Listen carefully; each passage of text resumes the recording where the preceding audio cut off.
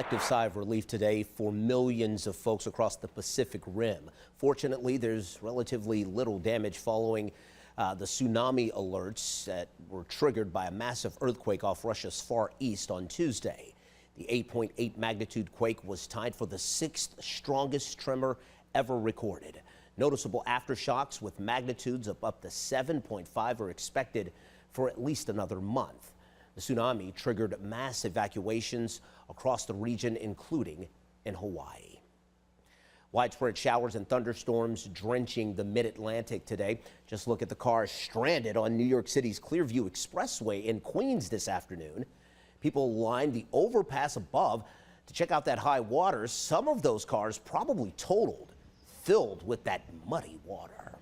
And look at the downpour in Reading, Pennsylvania, backing up storm drains.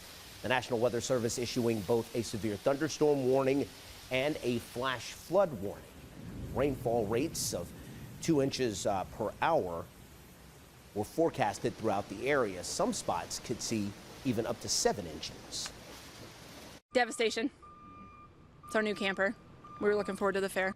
Wow, a storm swept through the Iowa State Fairgrounds, taking out tree limbs and dumping a lot of rain yesterday. Crews spent the day cleaning up debris and putting branches through a wood chipper.